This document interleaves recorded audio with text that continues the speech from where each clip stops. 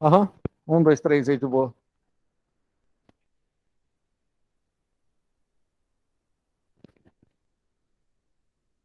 Deixar no um. Aí, valeu. Tá. Pessoal, bom dia, bom dia, bom dia. Tudo bem com vocês? Tranquilaço? Nós vamos continuar a falar da filosofia da Idade Média. Na aula passada nós falamos sobre Santo Agostinho, certo? Beleza? Vocês eram os mesmos da aula passada? Vocês não eram os mesmos da aula passada, não, né? Vocês assistiram a aula? Foi Santo Agostinho, né? Ah, então, beleza. Então, oi? Aula passada. Não foi aula passada aqui? Eu estou confundindo a escola.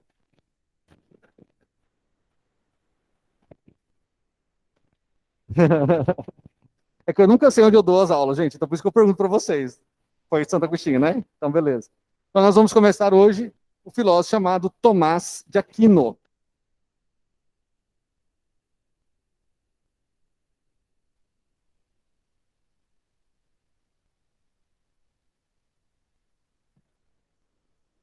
O Tomás de Aquino, nós já estamos no século XIII. Então, a gente sai lá, saímos do século V e já vamos para o século XIII, já quase no final da Idade Média, já quase na decadência da Idade Média. Bom, mas o que o Tomás de Aquino tem de importante? Antes de você entender propriamente dito o Tomás de Aquino, tem que entender o contexto histórico, por que a escolástica, que é esse movimento aqui, vai ganhar força na história. A escolástica tinha como base o pensamento de Aristóteles. Você não pode esquecer que a patrística tinha como base o pensamento de Platão. Aqui é Aristóteles. Mas qual que é a diferença e por que eles resolvem mudar isso então? O que está acontecendo? Tudo acontece dentro desse contexto histórico aqui, ó.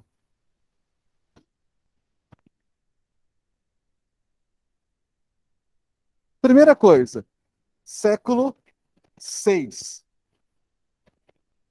País é organizado ano de 571 depois de Cristo. Para ser mais direto, nós estamos na Península Arábica. Deixa eu ver se vocês conseguem lembrar. 571 depois de Cristo, Península Arábica, século VI. Essa data representa o quê? Você lembra? Alguém lembra aqui? O que essa data tem de importante? É o surgimento de alguma coisa. É o nascimento de alguém. Nada? Certeza? Vou dar mais uma dica para vocês. Tribo dos Coraixitas. Agora sim, né? Coraixitas, todo mundo já sabe. Nós estamos falando de quem? O nascimento de. Ops. Vou dar outra dica para vocês. Vou dar outra dica para vocês. Descendente. Não, calma aí.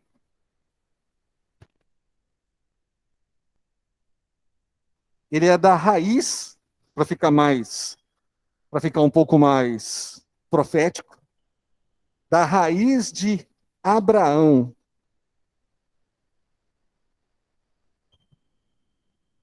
Da raiz de Abraão. Quem? Quem é essa pessoa? 571, raiz de Abraão, da tribo dos Coraixitas, lá na Península Arábica. De quem que nós estamos falando? Quem é o cara? Nada. Nós estamos falando de o nascimento de Maomé. Nascimento de Maomé. É como assim, professor? O que o Maomé tem a ver com a escolástica? Tem muita coisa a ver com a escolástica, tem muita influência nesse processo para o desenvolvimento do pensamento da escolástica no século XIII. Isso aqui, o nascimento de Maomé, no século VI, lá em 571, na Península Arábica, vai mudar completamente a maneira como a Igreja Católica Romana estava pensando as fundamentações da sua filosofia. Como assim? Preste bem atenção. Tudo começa com esse cara aqui, Abraão. E você sabe a história das três grandes religiões monoteístas que existem na Terra, certo? Então, todas elas dizem que vieram da onde? Da raiz abraâmica. Todas elas veem em Abraão o patriarca da sua religião.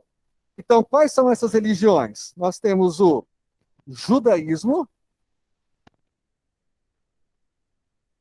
nós teremos o islamismo e teremos o cristianismo.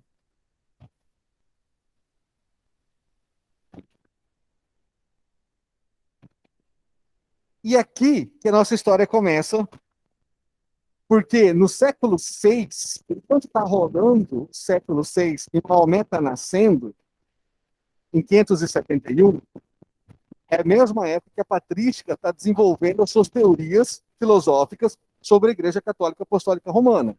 É no mesmo período que a Igreja Católica está definindo os seus concílios, está estabelecendo a sua fé e os seus dogmas religiosos, enquanto Maomé está nascendo lá na Península Arábica. Tranquilo? Como funciona essa história? Essa história começa aqui, em Abraão, bem anterior ao surgimento de Cristo. A história conta que um dia Abraão estava tranquilo, vivendo a vida dele de boa, pastor de ovelhas, enquanto chega um anjo para Abraão e fala para Abraão assim: Abraão, em ti serão benditas todas as famílias da terra. Pega, né, a sua família, pega tudo e vai para o lugar que eu vou te mostrar. Abraão, então, vai para esse lugar para onde esse anjo disse que mostraria. É como se Deus estivesse falando com o próprio Abraão. É uma teofania. Bom, Abraão segue. E aí vem uma promessa. Que promessa é essa? Que Abraão teria filhos. E que os filhos de Abraão seriam incontáveis na terra.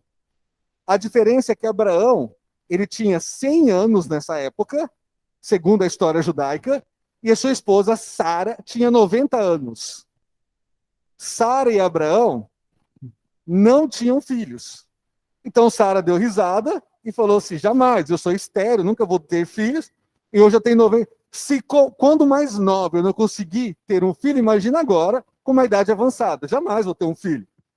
Mas existia essa promessa na vida desse tal de Abraão, que na época nem chamava Abraão, era só Abrão. E Sara chamava Sarai. O que vai acontecer então? Chega um determinado momento da história, e é importante você saber disso, porque é daí que é onde você vai entender historicamente por que esses grupos religiosos brigam, lutam, né, entram em guerra até hoje.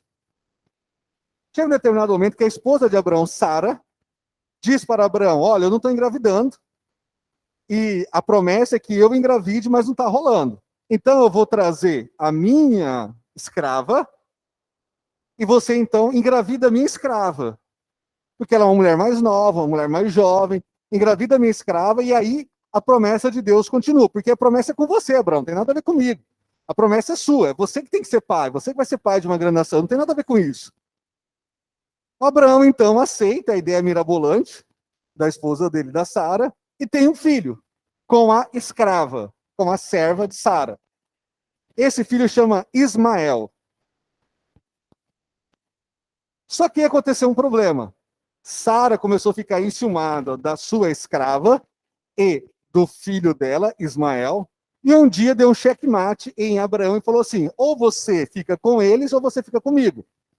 Lembrando o seguinte, Abraão, eu sou a esposa da promessa. Ué, até antes não era, né? Agora, o que está acontecendo, né? Ela resolveu virar o jogo, né? Falou: você me traiu, seu vagabundo sem vergonha, né? Teve filho com outra, e eu que fui escolhida para essa promessa. Então, agora você tem que escolher. A história conta, preste bem atenção, que Abraão escolheu Sara.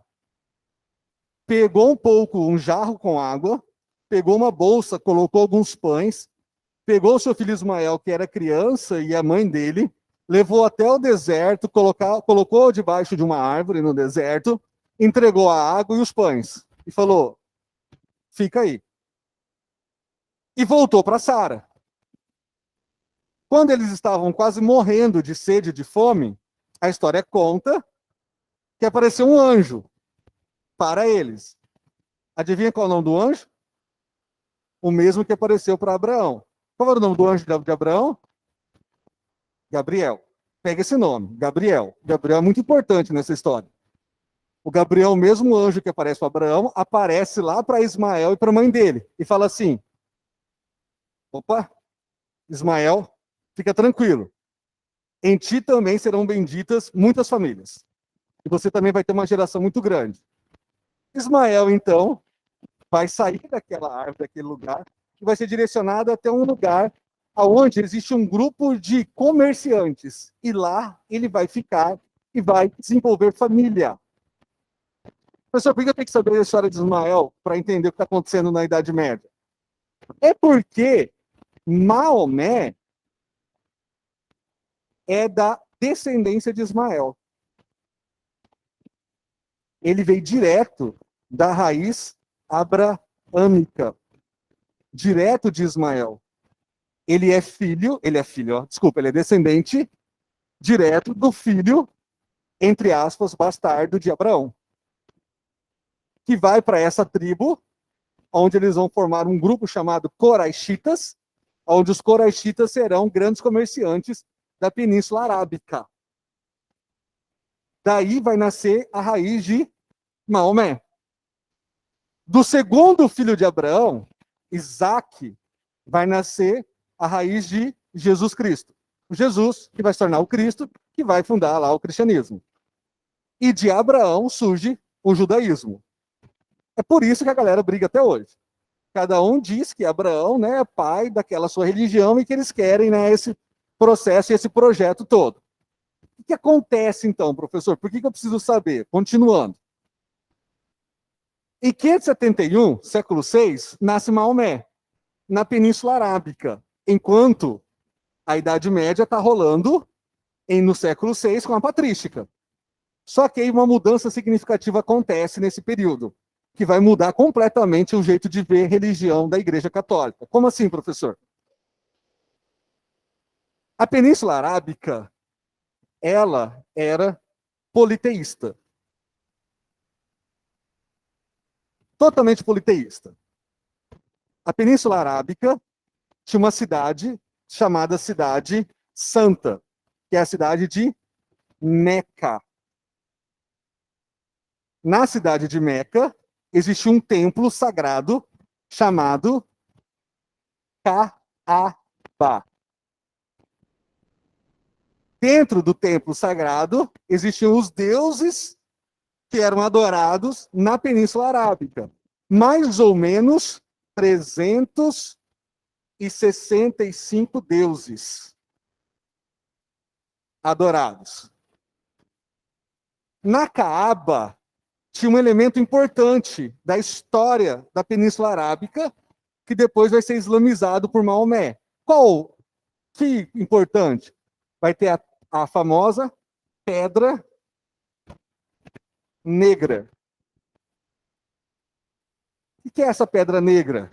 A história conta que essa pedra negra foi entregue por um dos deuses, preste bem atenção nessa história, por um dos deuses para a humanidade, mas antes ela era branca.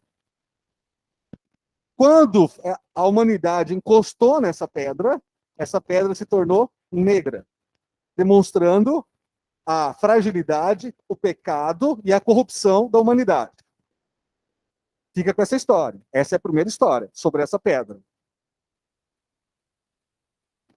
Maomé vai se desenvolver, vai ganhar espaço na sociedade, vai perder os pais muito novo, vai virar um trabalhador de 20 anos de idade de uma viúva,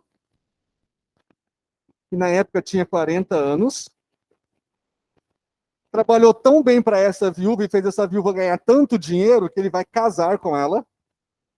Então ele acaba tendo casamento com essa viúva, muito dado aos negócios, um grande empresário para a época, da tribo dos Coraixitas, frequentador da cidade de Meca, politeísta, adorador dos 365 deuses que estavam dentro da Caaba.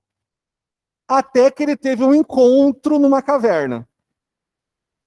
Com quem? Um anjo. Qual o nome do anjo? Gabriel. O anjo Gabriel, segundo consta, aparece para o Maomé e começa então a pedir para Maomé ler algo que ele trouxe em suas mãos. Seriam as leis de Deus. Maomé não era alfabetizado, ele não sabia ler. Então o anjo disse para ele: recita o que está vindo ao seu coração. E ele começou a recitar as leis de Deus, segundo consta o livro sagrado do islamismo. Começar a recitar, surge a ideia do Corão, que é o livro sagrado do islamismo. Enquanto a ideia do Alcorão é quando você recita o Corão. Então, recitar o Corão é a ideia de você desenvolver as leis de Deus, é você refinar isso a partir daquilo que você está recitando, fazer exatamente o que o Maomé fez. Por isso a ideia do Alcorão. Bom, Maomé, então, volta para a sua tribo dos Coraixitas e começa a pregar sobre essa lei. E principalmente sobre esse Deus, Alá. E começa a criticar o politeísmo, dizendo que o politeísmo deveria ser deixado de lado. Criticando o politeísmo e falando que só existe um único Deus, o Alá, e que todos os outros são deuses falsos e que não deveriam ser adorados, ele vai ser expulso de Meca. Por que ele vai ser expulso? Porque Meca era uma cidade comercial. E essa cidade comercial, ao mesmo tempo, era uma cidade turística. Por que turística? As pessoas vinham para Meca para poder tocar na Caaba e na Pedra Negra. A Caaba, você depois pode entrar lá você pode ir no Google, você coloca lá Caaba, você faz uma visita dentro da Caaba, você pode vislumbrar o que tem na Caaba hoje. Eles fazem lá uma visita panorâmica, bem tranquilo, bem de boa. A Caaba é um templo em forma de um cubo gigante que fica na cidade de Meca, onde ela é toda feita de... não é mármore, como que é o nome da outra pedra? Granito, ela é feita toda de granito e tem um pano preto por cima dela, né, fazendo toda a modelagem dela. Em uma das suas colunas, eles colocaram a pedra negra. Em uma das colunas do lado de fora da Caaba, eles colocaram a pedra negra, aonde essa pedra, os cientistas, pesquisadores, arqueólogos, acreditam que seja um pedaço de meteorito, e eles fundiram essa pedra a um grande sistema de prata, e eles colocaram naquela coluna, aonde Maomé vai então islamizar todo esse sistema. Como assim? Se Meca torna-se uma cidade um único Deus, antes ia turista para idolatrar 365 deuses, né? Agora vai diminuir muito o turismo. Então não é um negócio muito bom. Então Maomé vai ser expulso. Ele é expulso da cidade de Meca. E esse ser expulso, ele vai sair daqui então em 622. Ele sai de Meca e vai para a cidade de Medina, ou na época chamada Iatrebe.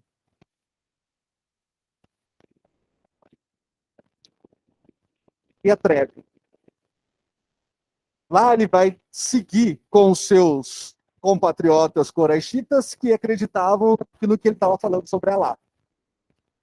Em 622. Em 630, ele volta para Meca, para conquistar Meca. E agora ele já é um grupo religioso, político e militar.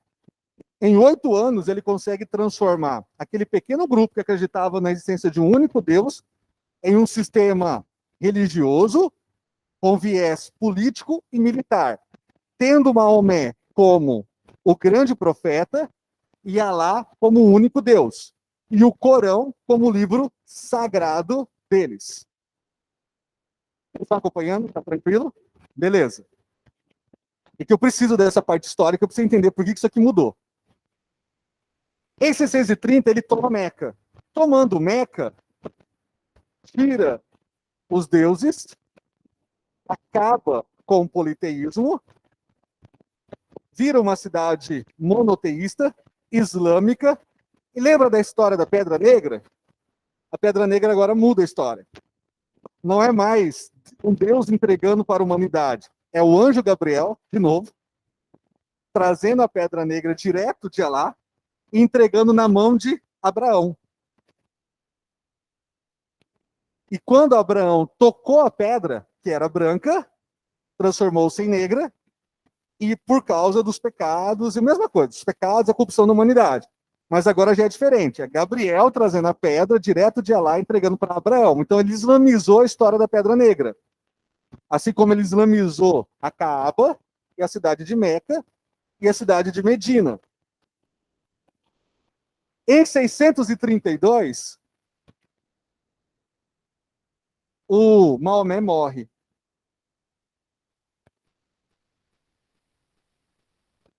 Ah, 61 anos de idade, é isso?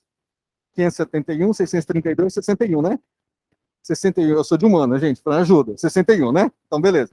Morreu novo, né? 61 anos de idade. Não conseguiu ver aonde chegou o islamismo. Quando ele morre, 2 grupos vão se destacar. Sunitas e xiitas, que você ouve falar muito deles hoje. Até 632, era um único grupo. De 632 para frente, 2 grupos, sunitas e xiitas. Os sunitas, aqueles que falavam que qualquer pessoa que fosse boa, que entendesse o Corão, que tivesse decorado o Corão e que tivesse uma ligação com vocês, poderia governar, poderia ser o substituto de Maomé, e os xiitas falando que não, que deveria ser uma pessoa diretamente ligada a Maomé, vinculada a Maomé, um parente do Maomé. Eles queriam que o sogro de Maomé fosse o próximo governante, o próximo representante religioso. Quando isso abre, quando aqui ele abre, em 632, sunitas e xiitas,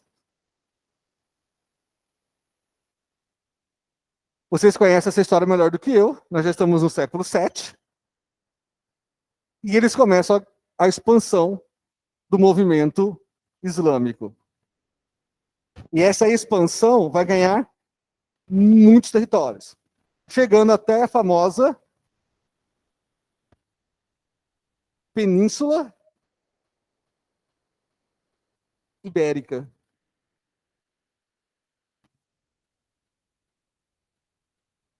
Quando eles chegam na Península Ibérica, você lembra da Península Ibérica? Portugal e Espanha? Quando eles chegam na Península Ibérica, a igreja ainda está se adequando aos moldes. Só que agora eles têm um inimigo. Qual inimigo? O inimigo direto. Que inimigo direto? Nós temos os filósofos céticos que estavam contra a igreja, e agora nós temos também os muçulmanos, vindo com os mouros para dominar a Europa. E tem um detalhe nessa história que eu ainda não falei para vocês. O detalhe muito grande dessa história é o seguinte: além de eu ter, vamos colocar aqui a ICAR, a Igreja Católica Apostólica Romana, beleza? Vamos colocar aqui os inimigos da ICAR, na época. Nós temos ticos, e nós vamos ter também os islâmicos, os muçulmanos, vindo pelos mouros, e vamos ter também agora, né, o surgimento de um grupo que fala que Deus não existe, os ateus. O pessoal falando, esse negócio de Deus aí, nada a ver. E tudo isso onde? No século VIII. No século VIII. E sabe o que é o mais legal desses três aqui? É que todos os três estavam baseados em um único filósofo, Aristóteles. A igreja rapidamente. Deixa eu só mudar aqui, gente. Eu esqueci do pessoal online. Desculpa, gente. Vou só mudar aqui para vocês verem. A igreja rapidamente teve que se adaptar. Porque a patrística era vinculada a quem? A Platão. Só que agora eu tenho um grupo de inimigos que estão usando Aristóteles como base. E a igreja não usava Aristóteles. Então, no século VIII, houve a necessidade de colocar Platão de lado e começar a usar as teorias aristotélicas para as famosas escolas. As escolas cristãs de filosofia.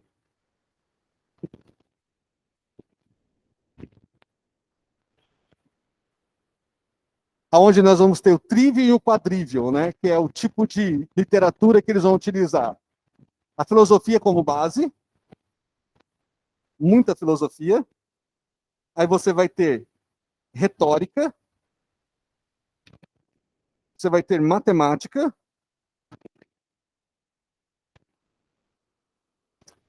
e você vai ter literatura.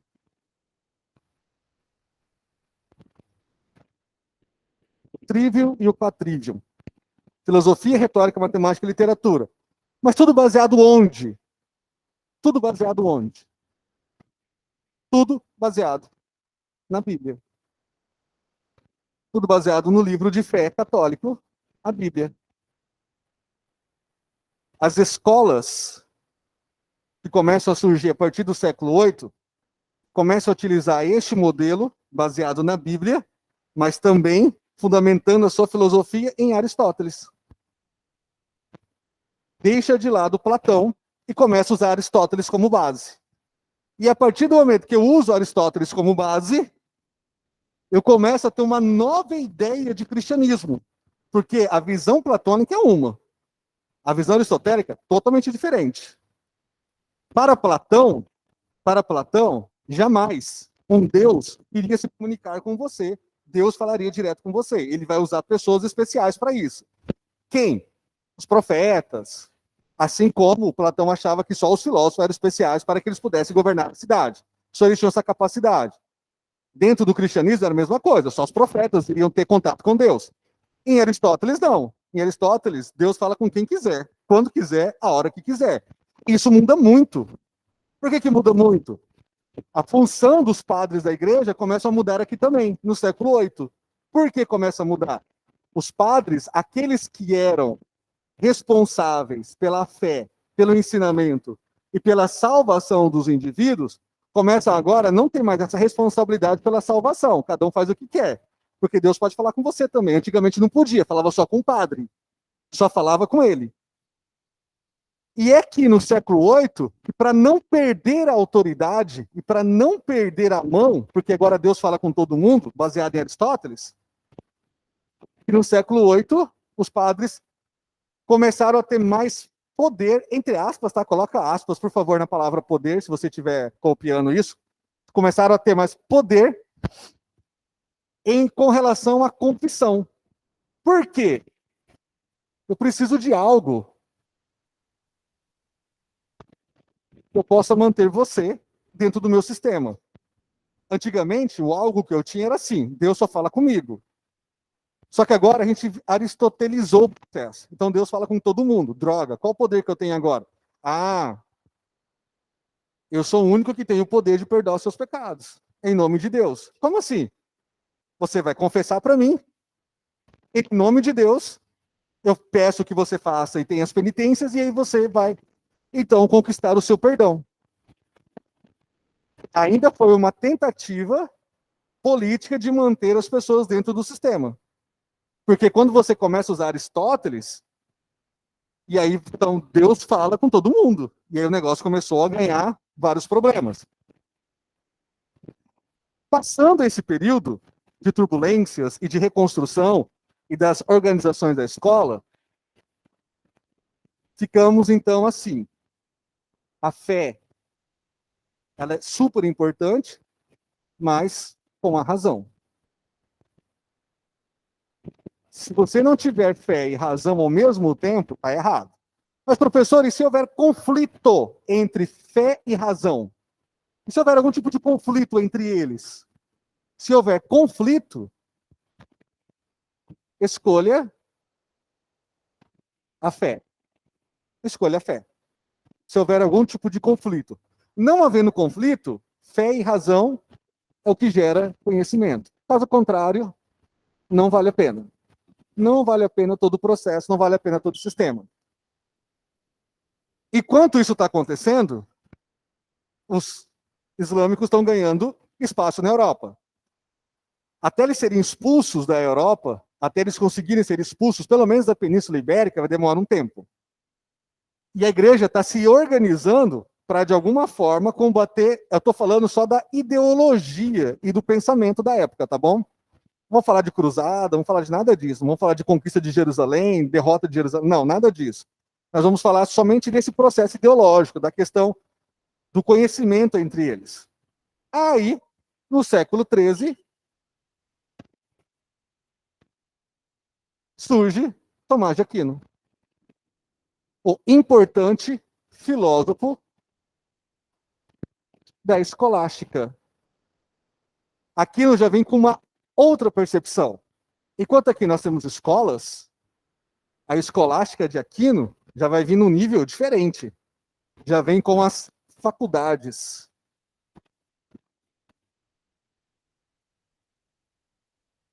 E aqui é o estudo racional mesmo. Racional de Deus. É aqui na escolástica que a teologia vai ganhar muito espaço na sociedade e vai caminhar com a filosofia, tendo como um dos maiores pensadores deste momento Tomás de Aquino. Por que, professor, Tomás de Aquino é o maior pensador? Porque ele vai escrever um livro, que não é um livro, é um amaranhado de conhecimento. Ele vai escrever uma obra chamada, vou colocar aqui do lado para vocês não perderem, chamada Suma Teológica. A obra completa tem 10 mil páginas. Ele gastou um tempinho escrevendo as coisas, né? Hoje você encontra a Suma Teológica adaptada, né? Reduzida, né? 5 mil páginas, 6 mil páginas, né? Para você ler. Eles tiraram aquela parte que não importa, né? Deixaram só 6 mil páginas para vocês lerem. A Suma Teológica é uma obra gigantesca, feita em vários volumes. No primeiro momento, ela foi disposta em 13 volumes. Depois, eles readequaram para 10. Na Idade Moderna, estabeleceram ela em 20 volumes para tentar deixar bem organizado, para deixar uma leitura mais, eu ia falar fácil, mas nunca é fácil, né? Uma leitura mais confortável, talvez, né? 20 volumes, para você entender. Nessa Suma Teológica, a sacada dele foi usar Aristóteles para fechar mesmo o pensamento da igreja da época. Usar Aristóteles. Como? Para a gente caminhar para o fim da nossa aula. Como que ele usou Aristóteles, professor? Ele pega Aristóteles, escreve um dos tombos, né, um dos tomos do livro dele, ele vai escrever sobre as 5 vias da existência de Deus. 1.500 páginas explicando isso. Eu levei um ano para ler. Isso aí. Eu lia Aí eu ficava em posição fetal chorando, falando, por que eu não estou entendendo? Aí eu lia de novo, voltava, falava, eu sou muito burro, né? Não está escrito em português isso, não pode, né? Está escrito em outra língua, alguma coisa errada. Levei um ano para ler só essa parte, das 5 vias da existência de Deus. Confesso para vocês que não li toda a Suma Teológica ainda. Está faltando aí, eu acho que uns 2 tomos para terminar de ler. Mas essa parte era interessante porque era extremamente aristotélica. Só que eu confesso para vocês que eu só fui entender isso muito tempo depois, tá? Depois que eu li, aí que eu chorei, né? Que eu revi, né? Que eu perguntei para Deus por quê, né? O que está acontecendo, né? Porque será que só eu não entendo essas coisas? Depois que eu fui entender de verdade que o Tomás de Aquino queria. Depois que eu entendi, eu falei, cara, eu sou muito burro. Mas ainda bem que eu entendi, porque hoje eu posso passar para vocês em menos de 3 minutos isso. Você nem precisa ler, né, 1.500 páginas para entender. Porque ele usa somente 3 conceitos básicos de Aristóteles. O primeiro conceito é a ideia do primeiro motor, que ele vai trabalhar como a teoria das causas. E aí, para ele, vira 2 conceitos. A teoria das causas. A causa não causada. Já explico isso.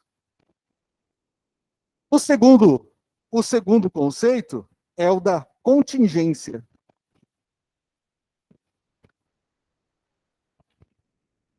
Da contingência. O que é da contingência, professor? Da necessidade.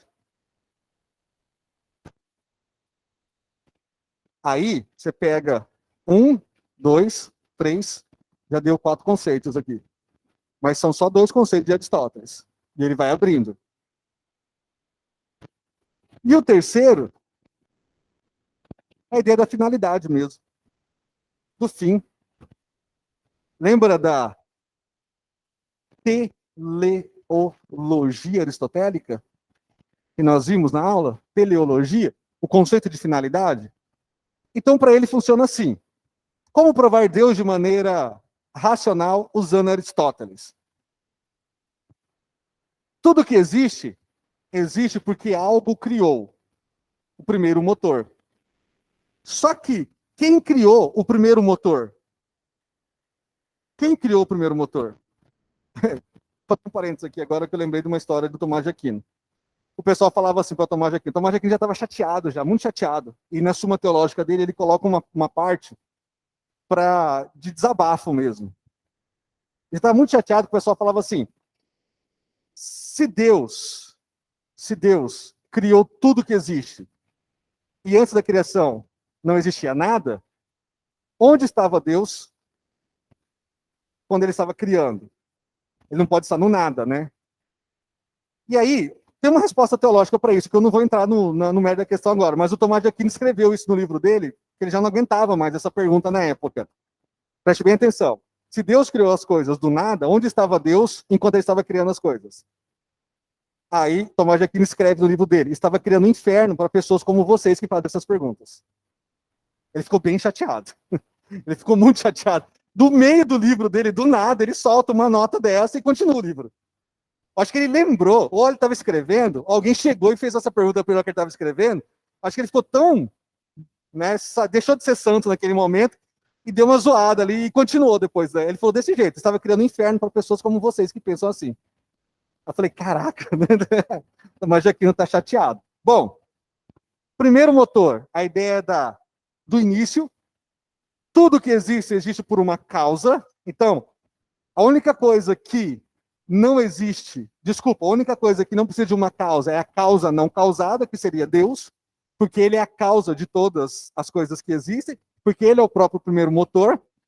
A contingência, só existimos porque existe a necessidade de tudo que existe para que nós possamos fazer parte de todo esse processo.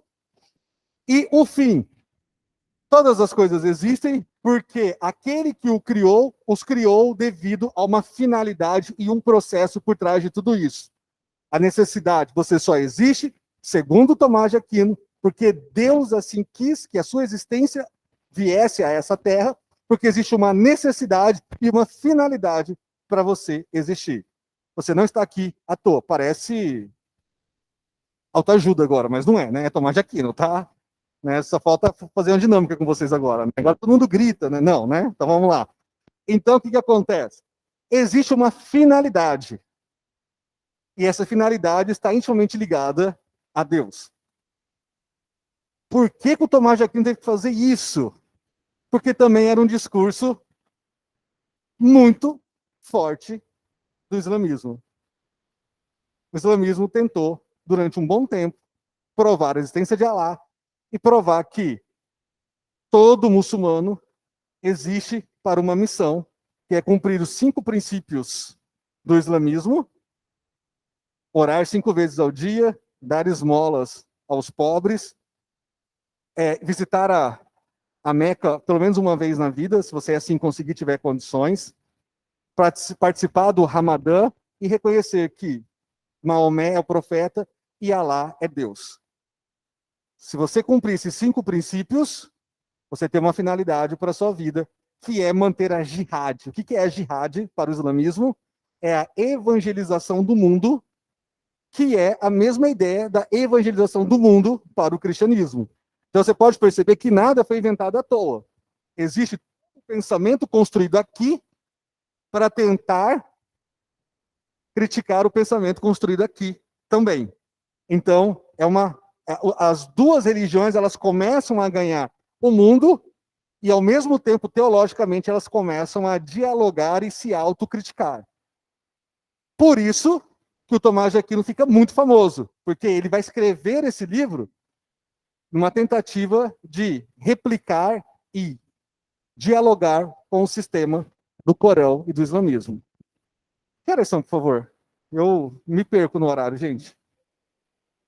Nossa, certinho, né? Até aqui, alguma dúvida? Pergunte. A última parte? O islamismo, ele acreditava que você tinha que cumprir os 5 princípios. Cumprindo os 5 princípios, você tinha uma finalidade, que era a manutenção da jihad islâmica. O cristianismo, com as 5 vias da existência de Deus, prova Deus, na visão de Tomás de Aquino, através de Aristóteles, para dizer que, no final, você tem uma finalidade. A sua existência desculpa a redundância, só existe porque Deus assim quis. E você tem uma necessidade, uma finalidade nesse mundo. Para o islamismo é a jihad, para o cristianismo é a evangelização. Querendo ou não, os dois têm o mesmo propósito: islamizar o mundo, cristianizar o mundo. Essa é a ideia. Por que isso aconteceu nessa época? Porque eles estavam em constante choque. O islamismo estava crescendo e tomando a Europa, e o cristianismo estava crescendo e tentando retomar a Arábia Saudita, tentando retomar ali o Crescente Fértil, como que é o nome ali? A Mesopotâmia, tentando retomar a Mesopotâmia. Então era uma luta constante. Lembra que eu falei que nós não íamos entrar em Jerusalém? Porque Jerusalém era constantemente tomada e retomada por cristãos e por muçulmanos. Fala.